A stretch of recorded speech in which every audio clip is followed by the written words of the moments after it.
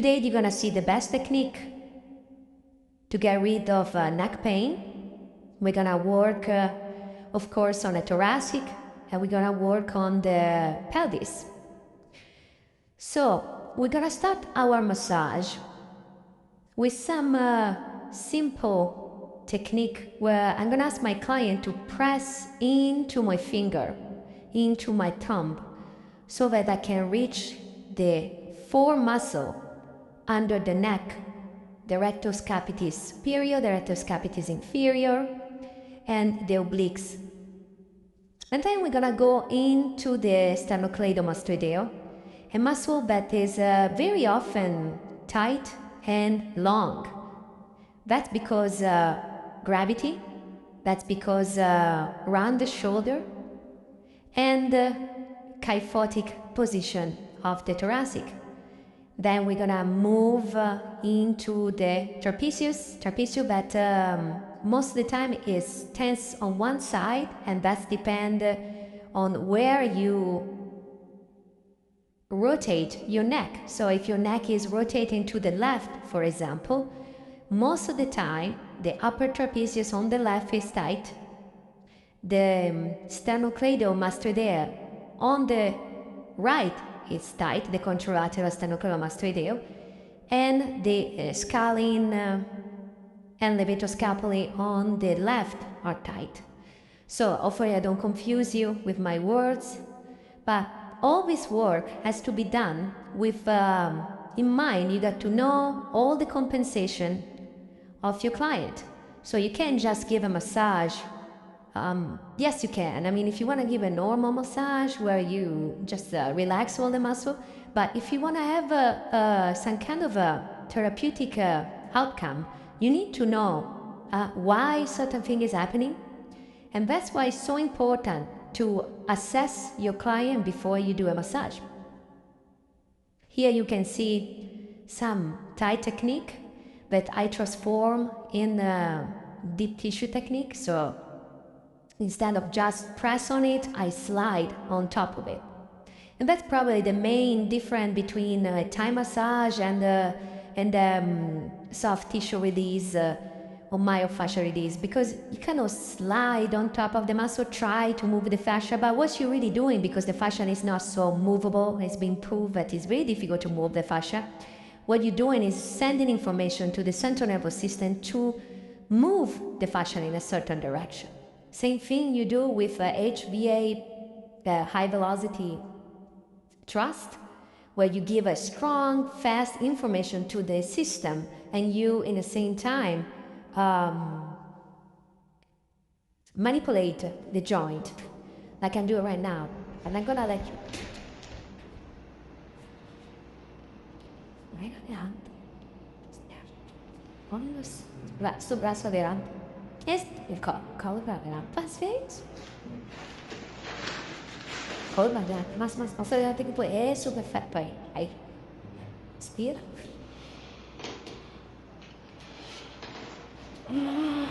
Qué Dios, qué rico.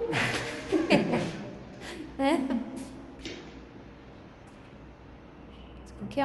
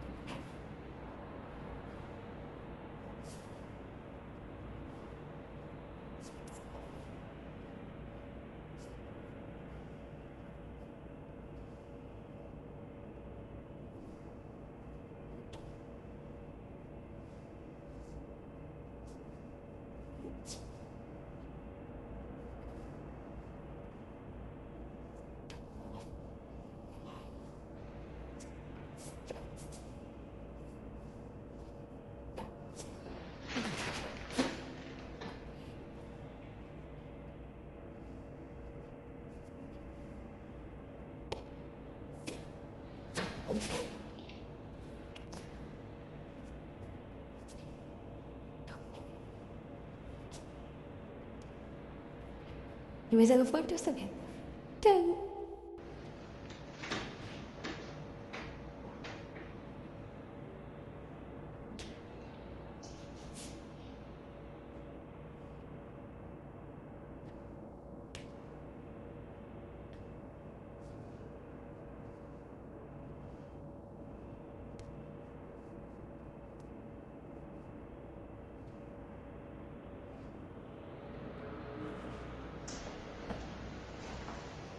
And now we put our client on the sideline position.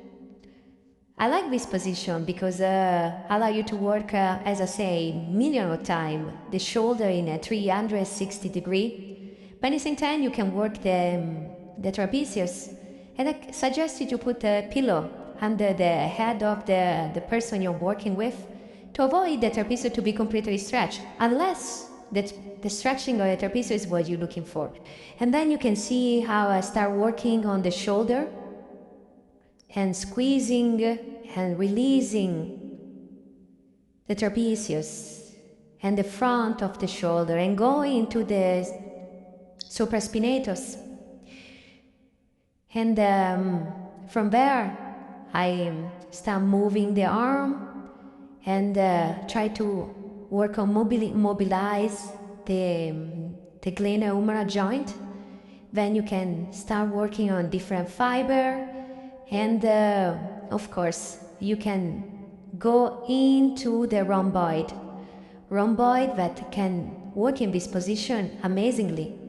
As you can see, I'm pulling and pushing and pulling into the rhomboid, creating this gentle wave of trigger point following the trapezius inferior, the trapezius superior, the rhomboid. And in this position, you can start healing around the shoulder. You have hands on top of the pec minor, and the other hands is on the trapezius. Or if you want to get more precise, you just go into the rhomboid, but it's deeper, it's a layer deeper. So what you generally feel is the trapezius first and then the rhomboid. Then again, you can squeeze the shoulder and start working the muscle from another angle. Always change angle and see if you can find different way to reach the same trigger point in different angle. Now we're gonna move down the sideline, and from the top upper body we're gonna start working on the lower body, especially on the glute medius, on the piriformis. And I like this technique because I allow you to work in flexion extension. It can be pretty tough for some client. Of course, you got to have a strong arm to support the leg. And you can create some rotations so that you can almost discover how the femur is working, how the femur is letting go into the acetabulum. Then we are working the different part of the glutes, coming up from the gemelli superior into the piriforms and down again into the piriform and the ligament of the sacrum. And then again into the medium glute medius, and create some stretching. I always like to stretch after some technique and create a gentle mobilization. Now we are working into the latissimus. You want to slide, gentle, and open up. Here you can even reach the subscapularis muscle and the QL, of course. It was really enjoyable working with her. She's such a good energy. And now I let you enjoy the rest of the video.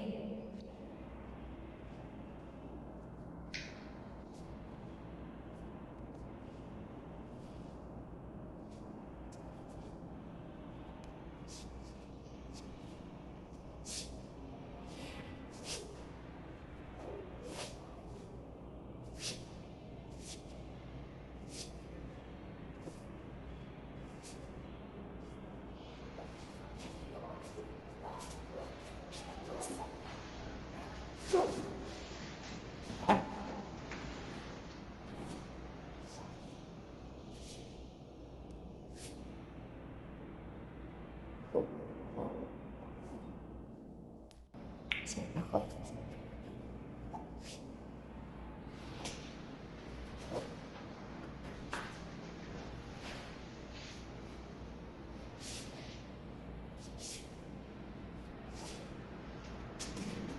人为什么看三条我不能看上面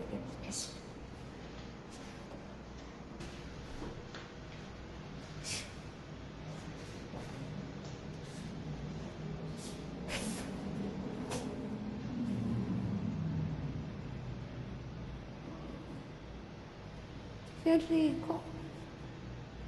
Was like that? Was like that dress. Das Dance for him. Ja,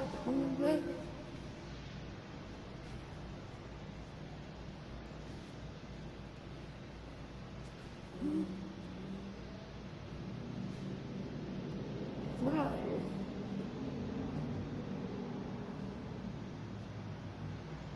Check that little bit.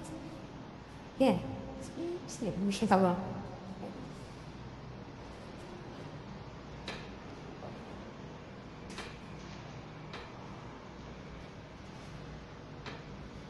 That's the thought to him around my school here.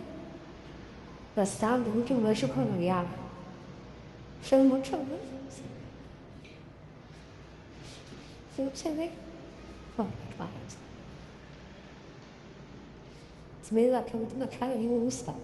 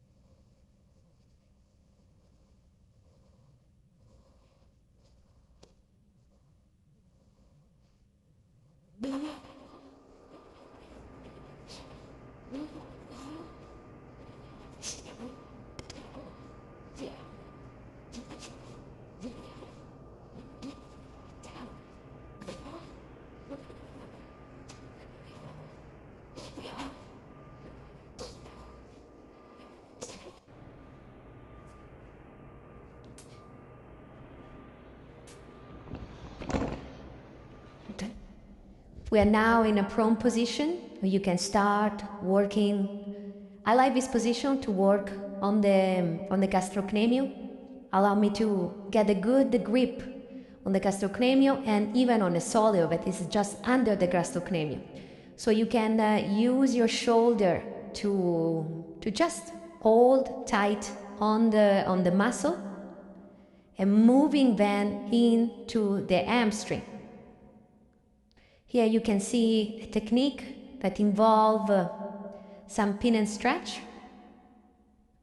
So I'm pinning the bicep femoris and at the same time I'm extending the knee. And if you want to be more precise on the bicep femoris, you can just go on the other side and pin and stretch while you're pressing kind of lateral and diagonal on top of the hamstring. We got to say that the hamstring is a muscle that is very often tight and attached to the ischial tuberosity. And with people with hyperlordosis can be long and weak. And people with posterior pelvic tilt and flat back can be really tight and short. So always consider this different possibility when you massage a muscle. Do you need to release it? Do you need to stretch it? So we move from the hamstring and we are giving this rocking massage that is a dynamic rocking massage, and it's really helpful for the muscle because it relaxes the central nervous system. The continued rocking, it's like creating a rhythm that relaxes the central nervous system. What you just saw was a work on the piriformis. Piriformis, that is one of the muscles that is very often tight, especially in people that has like an external rotation of the femur. So what I'm saying is like people that have kind of a Charlie Chaplin walk, you will find the muscle of the glutes super tight.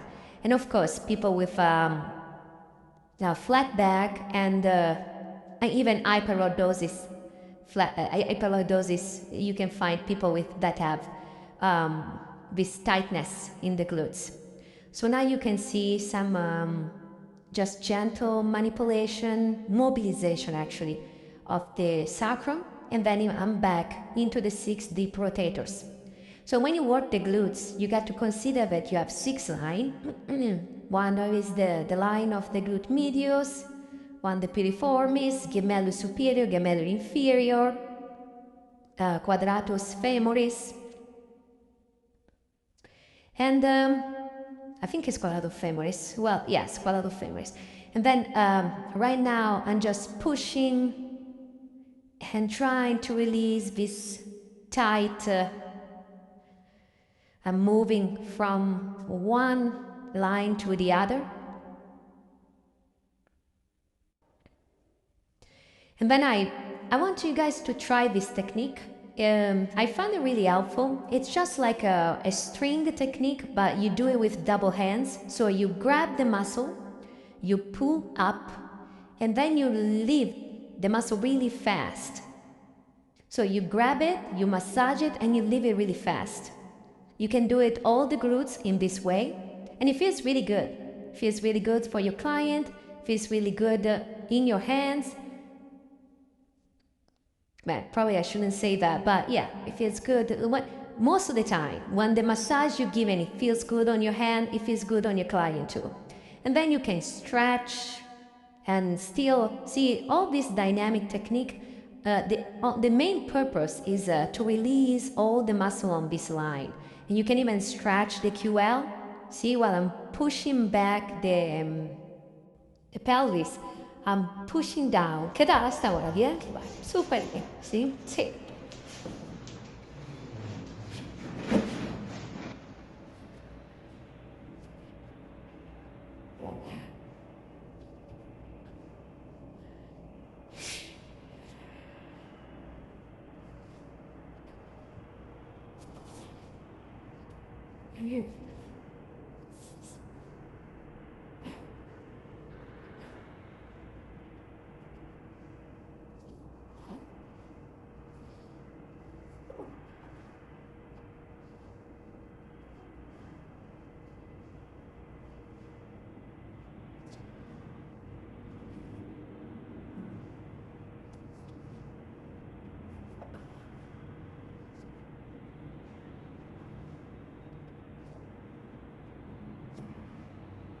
Oh.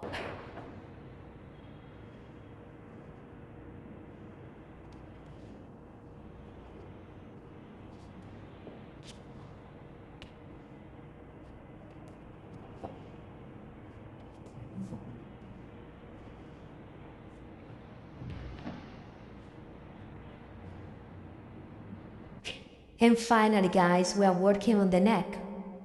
The neck, which is the reward the client finally receive after you work on that muscle that can be really tight most of the time, like the tensor fasciae lata, a muscle that is tight almost on everybody, a muscle that is nobody likes you work on it, but they need to be worked on.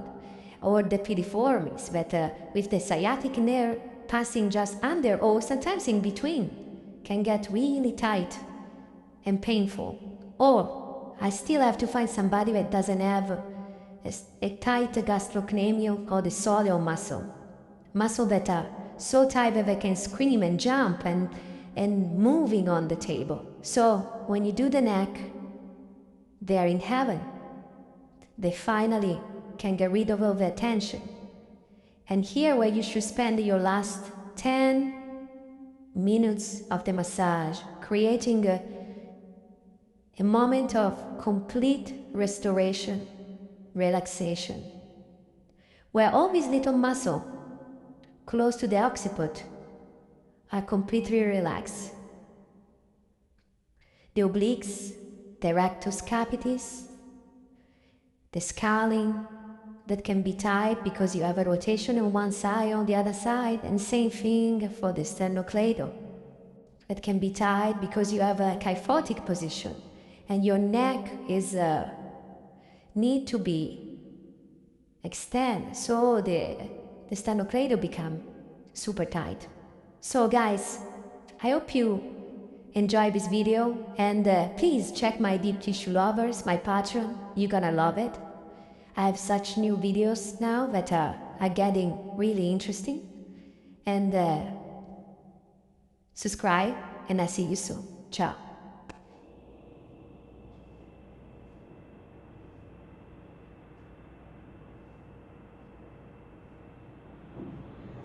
Ok. Che tal? Top per relajare.